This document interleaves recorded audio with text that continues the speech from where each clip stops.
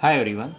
So let us discuss this theorem which is related with P series. P series means what? A series which is in this form, summation 1 upon n raised to p.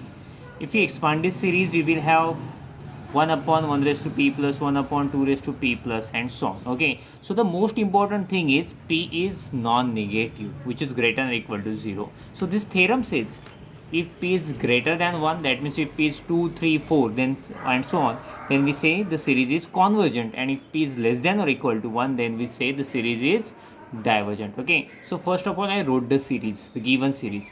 See, this theorem, the proof of this theorem we will discuss in three different cases. Okay, the first case is p is equal to 1, second is obviously p greater than 1, and the last one is p less than 1. So let us start with the first case, p is equal to 1. So for p is equal to 1, see what will we have?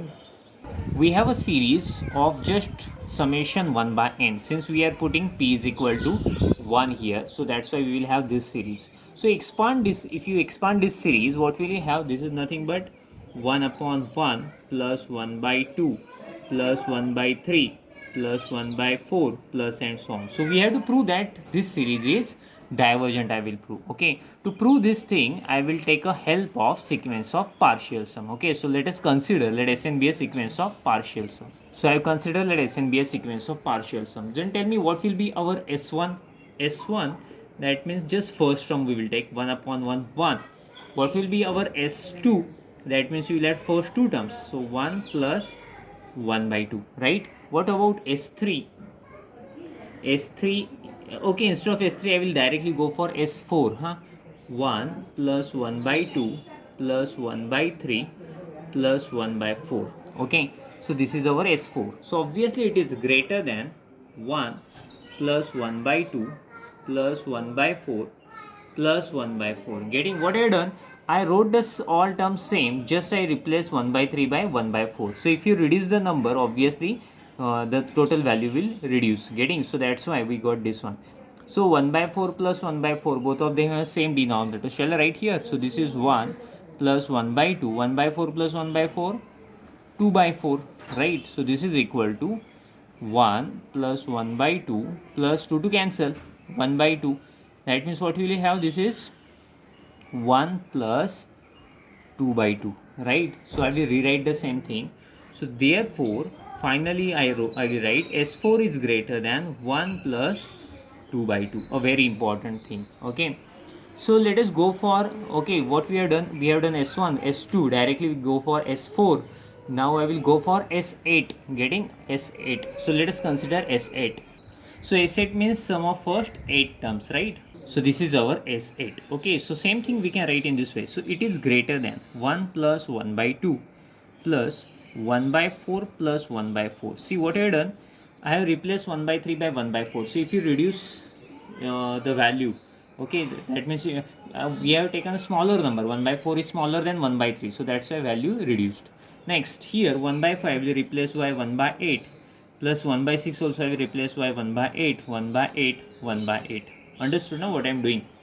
So see, so obviously that means we are reducing the value. So inequality will, you will have 1 plus 1 by 2. Will you tell me 1 by 4 plus 1 by 4? This is 2 by 4. 1 by 8, 1 by 8, 1 by 8, 1 by 8, 4 times, that means you will have 4 by 8. So this is equal to 1 plus 1 by 2. 2 to cancel here, you will have 1 by 2. 4 4 cancel, you will have 1 by 2. That means how many times you have got 1 by 3 times. So therefore I will write our S8, which is greater than 1 plus 3 by 2. Getting? So see what we have got is 4. Actually 4 is a square of 2. So 1 plus 1 by 2, 1 plus 2 by 2. So S8, 8 means cube of 2. So that's why we got 1 plus 3 by 2. So similarly, will you tell me S16? Can you tell me S16 is greater than 1 plus 4 by 2, right? S32, yeah, try to say this is greater than 1 plus 5 by 2 and so on and so on. Then tell me in general what can we write? So in general Sm is greater than 1 plus S, not Sm, S2 raised to m. Getting? Is greater than 1 plus m by 2. So now I apply the limit m tends to infinity. Okay, So b, but as m tends to infinity, it will go to infinity. Getting? And this one is greater than infinity. Therefore, sequence of partial sum is divergent since it is going to infinity. As the sequence is divergent, corresponding series is also divergent series. Okay. So that means we have proved that when p is equal to 1, the series is divergent. Yes, for p is equal to 1, this series is divergent. Since if you put p is equal to 1, you will have this series which is divergent. Okay, so let us go for the next case when p is less than 1. Okay, see in this case, what will I do? I will use Cauchy's integral test. What is that Cauchy's integral test? This is the Cauchy's integral test. When you have a series of this one, okay, so what can we do? You can replace summation by integration. Getting here 1 to infinity, here also we have taken 1 to infinity. We have to replace that k or n, whatever, we have to replace by x, f of x. So if this integration is convergent, then corresponding series is also convergent. Okay, so this is a Cauchy's integral test. So see, for that, what is the series we have? This series we have. Okay, so we'll consider a function.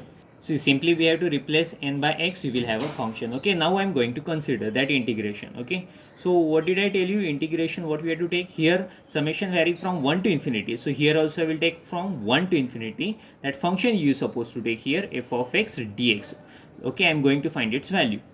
So integration 1 to infinity, what is our f of x? This is x raised to p dx, right? See, what will I do? Infinity is there now, so I will write in terms of limit. Limit b tends to infinity, integration 1 to b 1 upon x raised to p dx. Okay, so see, if you put b is equal to infinity, you will have the same integration, right? So I'm going to solve it now. So limit b tends to infinity 1 to b, I will shift this term to the numerator, then it will be x raised to minus p dx. Will you tell me what is this integration? Yeah, we know the formula of integration. What is this integration? Integration is x raised to minus p plus 1 upon minus p plus 1 with limit 1 to b. Okay, so see, this 1 minus p is a constant, so you can take it outside. So I'm taking that 1 minus p constant outside. Limit b tends to infinity and x raised to that p minus, see, minus p plus 1 1 to b, right? So this is equal to 1 upon 1 minus p limit b tends to infinity. I'm putting b first, so b raised to minus p plus 1, and if you put 1, you will have 1 raised to anything, you will have 1. Getting? So see, so 1 upon 1 minus p limit b tends to infinity. So I will shift this term to the denominator, then 1 upon, the power will change the sign, no? So p will be plus and 1 will be minus, tends to 1. Okay. Oh, yeah. Sorry, instead of that, what will I do? Instead of writing this one, what will I do? I will copy the same 1 upon 1 minus p limit b tends to infinity b raised to 1 minus p minus 1. See, but if you put infinity here, infinity raised to anything, infinity minus 1, infinity, so its value is going to infinity. So therefore we can say this integration is divergent, okay, since it converges to infinity. Okay, so therefore this integral diverges to infinity. So therefore we can apply, yeah, we can apply Cauchy's integral test. By Cauchy's integral test, summation 1 upon n raised to p is divergent series. So in this way we have proved that this series is divergent for p is less than 1. Okay, so let us go for the last case. What is the last case? Case number 3. Our case number 3 is p is greater than 1. Okay, see, I'm going to do the same thing which we have done in already second case. Okay, in second case what we had done, we had used Cauchy's integral test. Here also I'm going to use Cauchy's integral test. Okay, I will consider the same f of x. Okay, so consider, see, I am considering the integration 1 to infinity f of x dx. Yeah, please help me to solve this integration. 1 to infinity f of x is 1 upon x raised to p dx. See, infinity is there, so what will I do? I will write limit b tends to infinity 1 to b. See, this is in denominator, now I will shift at numerator, x raised to minus p dx. What you have done here, I have taken b. If you put infinity, again you will have the same thing. If you put b is equal to infinity, you will have the same integral. So let us take its integration now. So this is equal to limit b tends to infinity. What is this integration? X raised to minus p plus 1 with limit 1 to b. Okay. So see, let us put upper limit. What will I get if I put upper limit? Limit b tends to infinity. If you put upper limit, b raised to minus p plus 1. If you put 1, you will have 1. Since 1 raised to anything, you will have 1. Getting? So what will I do? See, I forgot to write. There is minus p plus 1 in denominator. Okay, so that term I need to take it outside, or here also I can write 1 upon 1 minus p. Okay, I will take it outside now. 1 upon 1 minus p.